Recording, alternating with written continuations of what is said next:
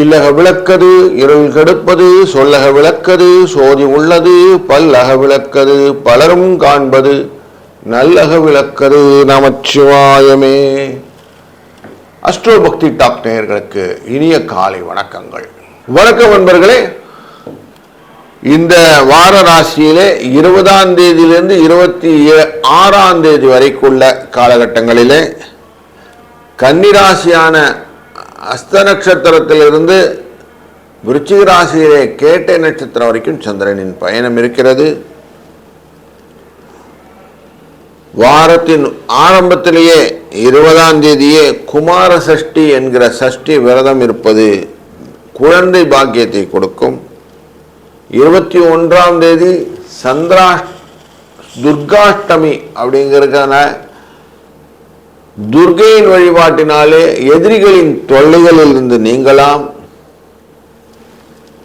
22ஆம் தேதி கருட பஞ்சமி அப்படிங்கிறதுல கருடனை வழிபடுவதனாலே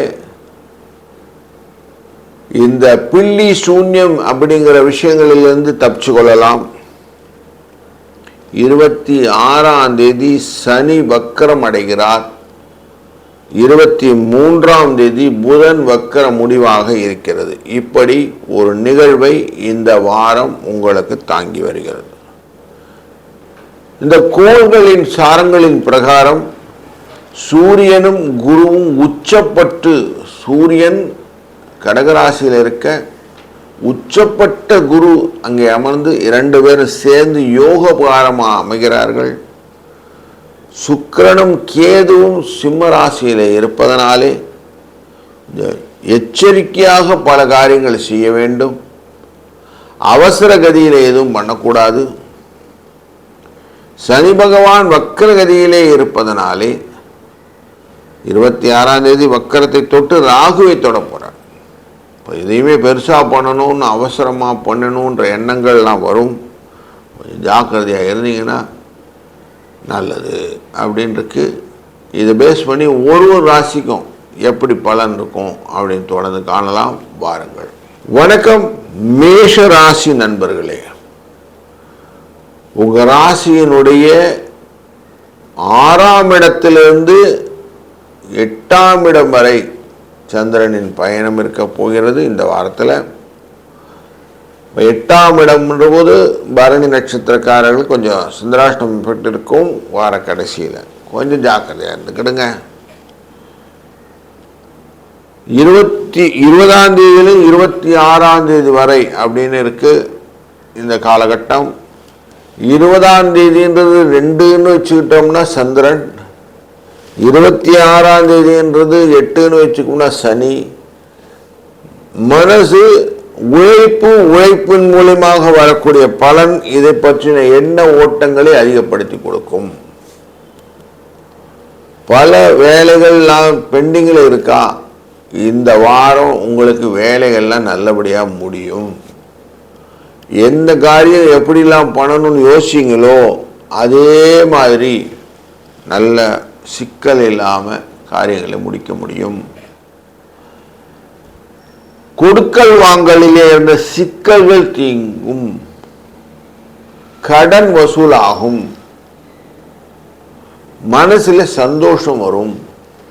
கணவன் மனைவிக்குள்ள நல்ல ஒற்றுமை நிலவும்.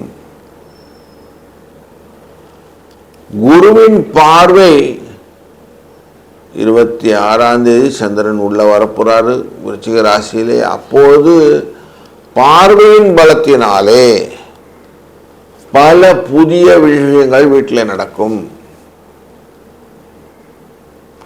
அப்போ நல்ல நன்மைகள் உண்டானா நிறைய நன்மைகளை தாங்கி வரக்கூடிய நாள் இந்த வாரம்.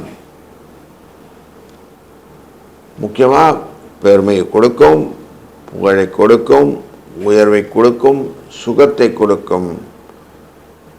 அனுகூலமான பலன்களையும் வெற்றியையும் ஒருங்கே கொடுக்கக்கூடிய இந்த வாரத்திலே உங்களை பற்றின பல விஷயங்கள் வெளி உலகுக்கு தெரிவதற்கான வாய்ப்புகளை ஏற்படுத்தும். 7ஆம் இடத்திலே சுவாதி நட்சத்திரத்திலே சந்திரன் பயணம் செய்யக்கூடிய காலகட்டங்களிலே ஸ்ரீமன் நாராயணனை வணங்குவது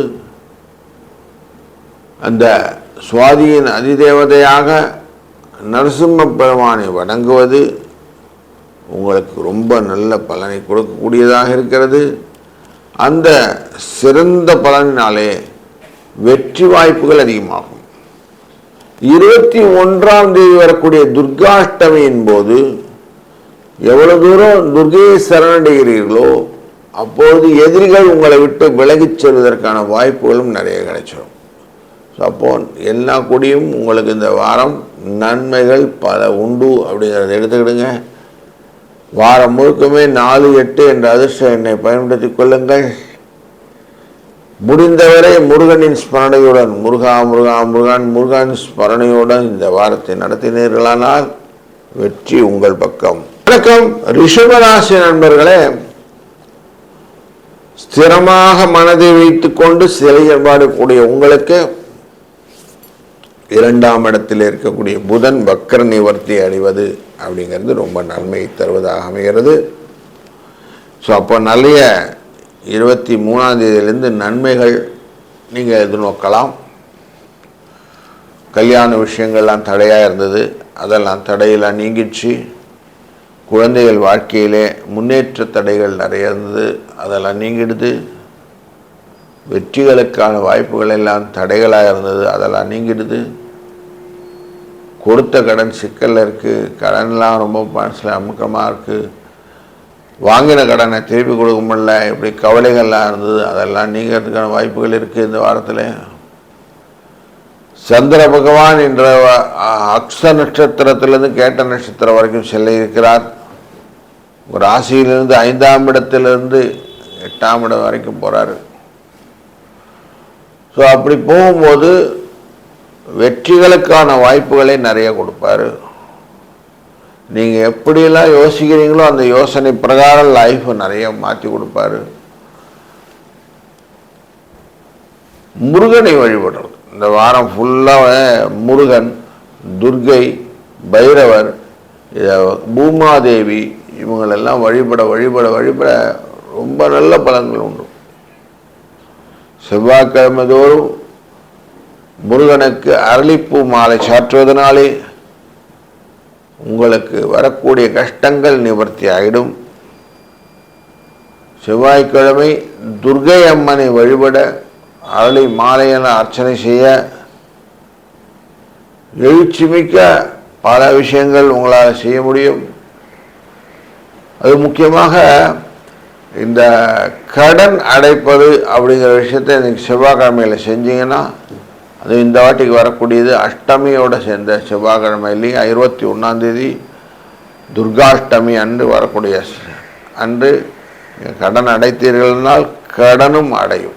அதனால் வெற்றிகள் உங்களுக்கு நிறைய பன்மடங்காக பெறுவதற்கு வாய்ப்புகள் உண்டு. 1, 6 என்ற அதிர்ஷ்ட எண்ணை இந்த வாரம் முழுக்க துணை புரிந்து கொள்ளுங்கள்.